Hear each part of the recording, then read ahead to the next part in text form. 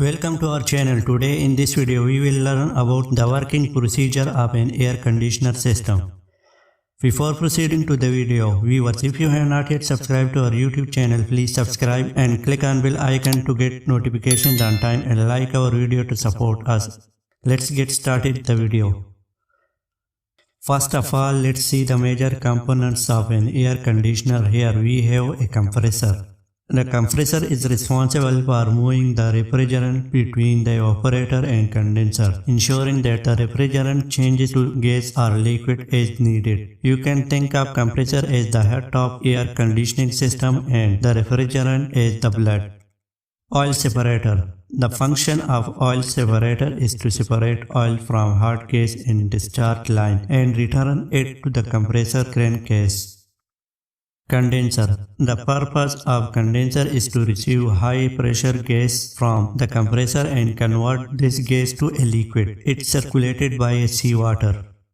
Filter drier. Filter drier capture any moisture present in the system. Side glass. The function of side glass is to observe the liquid level of the refrigerant and detect the presence of moisture in the back end of dry filter in the system. Expansion valve. A thermostatic expansion valve is an air conditioning throttling device that controls the amount of refrigerant liquid injected into a system evaporator.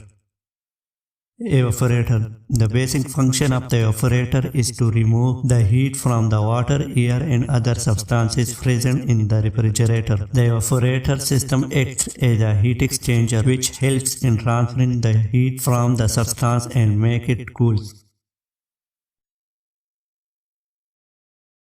The refrigerant gas enters the compressor which increases its pressure and temperature. The compressor handles the refrigerant and its gases set. The hot gases then pass through oil separator where oil separates from hot gas. The temperature at the compressor outlet will be far higher than atmosphere temperature. Therefore, if you pass this hot gas through a condenser, you can easily eject the heat. The condenser is circulated by seawater while the gas is surrounding the tubes, absorbing the heat from them. During this heat ejection phase, gas gets condensed into liquid. High temperature liquid then passes through a drier filter, a function already discussed in explanation parts. Thermostatic expansion valve is fitted in a line before evaporator. The purpose of expansion valve is to restrict the refrigerant flow, thus reducing the pressure of fluid. Here comes the main trick. You might be aware that is possible to boil a liquid just reducing the pressure around it. This phenomena helps inside the expansion valve as well.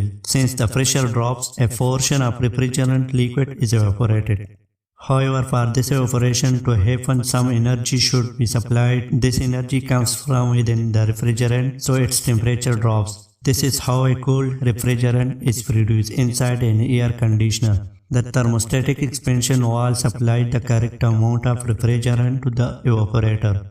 The evaporator was opposite of the condenser. How a refrigerant liquid is converted to gas, absorbing heat from the air. When the liquid refrigerant reaches the evaporator, its pressure has been reduced, dissipating its heat content and make it much cooler than fan air flowing around it. Once the refrigerant absorbs a certain amount of heat from the air, it then discharges to compressor and the cycle repeats itself. Accommodation door must be closed at all times while air conditioning is in operation. Air conditioning must be maintained at such a level to be beneficial to the crew with the correct different external-internal temperature and humidity degree. Thanks for watching, and if this video was helpful, please subscribe to my channel, like and share it.